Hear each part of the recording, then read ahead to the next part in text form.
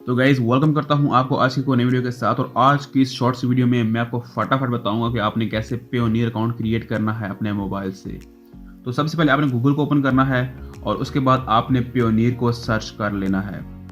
जब आप सर्च कर लेंगे तो आपके सामने सबसे पहले नंबर पर वेबसाइट आएगी पेयोनियर, आपने इस पर क्लिक करना है। तो उसके बाद आपके सामने इस तरह आपको लेआउट नज़र आएगा, ठीक है। तो आपने यहाँ पर साइन अप एंड अर्न $25 आपने इस पर क्लिक करना है। और उसके बाद आपके सामने 3-4 ऑप्शन आएंगे, आप इनमें से किसी एक को भी सिलेक्ट कर सकते हैं।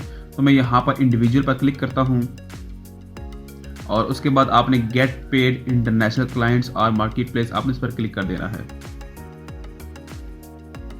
और उसके बाद दोस्तों आपने सिंपली रजिस्टर पर आपने क्लिक करना है। तो इस पॉइंट पर दोस्तों आपका जो पेयोनियर अकाउंट क्रिएट करने का जो प्रोसीजर है वो स्टार्ट हो चुका है। टोटल 4 स्टेप्स हैं।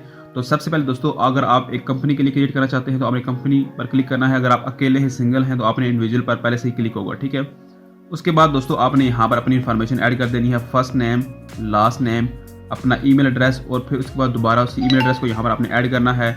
और उसके बाद आपने अपनी डेट ऑफ बर्थ ऐड कर देनी है। दोस्तों इन्फॉर्मेशन ऐड करने के बाद आपने आई एम नॉट रोबोट पर क्लिक करना है और आपने इसको वेरीफाई करना है। तो मैं बाईसाइकिल को सिलेक्ट कर लेता हूँ और उसके बाद आपने नेक्स्ट पर क्लिक कर देना है। तो दोस्तों उसके बाद आपने स्टेप नंबर 2 में आपने सबसे पहले आपका कंट्री पहले सिलेक्ट होगा।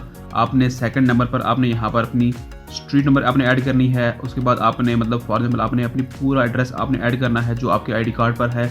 उसके बाद आपने अपना टाउन सिटी आपने ऐड करनी है और उसके बाद लास्ट में आपने अपना जिप कोड ऐड करना है। अब जिप कोड क्या होता है या पोस्टल कोड क्या होता है? हमारे एरिया का, हर एक एरिया का एक पोस्टल कोड होता है। जब भी हम कोई भी पार्सल रिसीव करते हैं तो उस पर एक पोस्टल कोड लिखा होता है।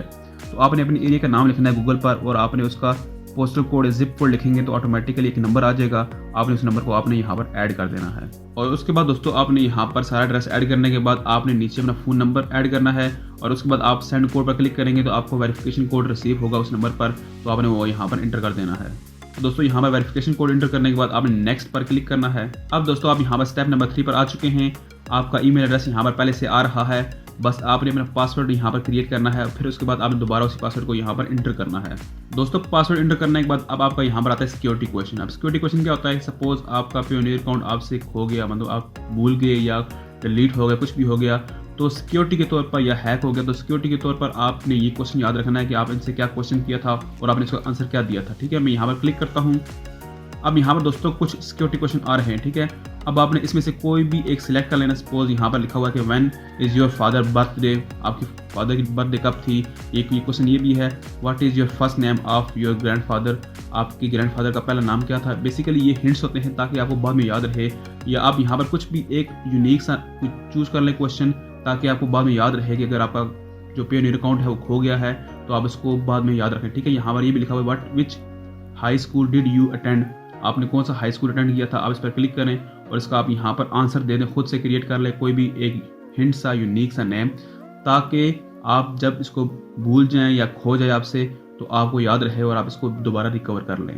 दोस्तों सिक्योरिटी क्वेश्चन ऐड करने के बाद अब आपने यहाँ पर अपना आईडी कार्ड नंबर आपने यहाँ पर इंटर करना है, जो आपके असल आईडी कार्ड का जो नंबर है।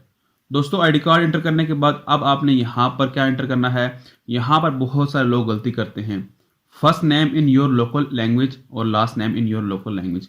ये क्या कह रहा है कि अगर सपोज आपकी लोकल लैंग्वेज उर्दू है, जिस तरह मेरी उर्दू है, तो आपने अपना नाम यहाँ पर उर्दू में फर्स्ट नेम लिखना है और लास्ट नेम उर्दू में लिखना है, ठीक है। जिस तरह अगर आपकी हिंदी है तो आपने हिंदी में फर्स्ट नेम और लास्ट नेम लिखना है, आपने इंग्लिश में नहीं लिखना।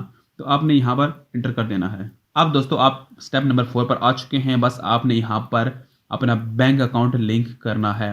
आपका बैंक कंट्री कौन सा? पाकिस्तान है, करेंसी PKR है। बस आपने यहाँ पर बैंक नेम लिखना है।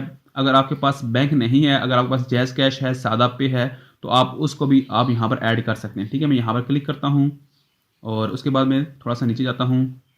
जिस तरह अगर आपके पास जैज़ का है तो आप मोबिलिंक माइक्रो फाइनेंस बैंक पर क्लिक करेंगे। अगर आपके पास सादा पे है तो आप यहाँ पर सादा पे पर सिलेक्ट करेंगे। और उसके बाद दोस्तों आपने यहाँ पर अपना IBN नंबर लिखना है। IBN नंबर क्या होता है? ये एक 24 डिजिट का नंबर होता है, आपको बैंक की तरफ से मिलता है, आपने यहाँ पर इंटर कर देना है। दोस्तों जब आप अपने अकाउंट का IBN नंबर इंटर कर देंगे तो उसके बाद ये आपके बैंक का स्विफ्ट कोड मांगेगा। अगर आपको नहीं पता कि स्विफ्ट कोड क्या होता है, आपने गूगल पर लिखना है स्विफ्ट कोड, आपने अपने बैंक का नाम लिखना है, तो ये आपको दे के दे देगा, ठीक है। उसके बाद आपने आई एग्री पर क्लिक करना है और उसके बाद आपने यहाँ पर नीचे डन पर क्लिक कर देना है, तो दोस्तों उसके बाद ये आपका यहाँ पर कंग्रेचुलेशन आ चुका है। अब आपका यहाँ पर स्टेप नंबर 2 यानी आपका जो इन्फॉर्मेशन है वो प्रोग्रेस में है, ये आपको वेरीफाई करेंगे। उसके बाद आप इंटरनेशनल पेमेंट्स आप पेयोनियर अकाउंट में रिसीव कर सकते हैं। तो उम्मीद करता हूँ दोस्तों कि आपको आज की वीडियो पसंद आई होगी। कोई भी मसला हो आप मुझसे कमेंट में पूछ सकते हैं। तो मिलते हैं कि नई वीडियो से अपना ख्याल रखिए। Thank you. अल्लाह हाफिज़।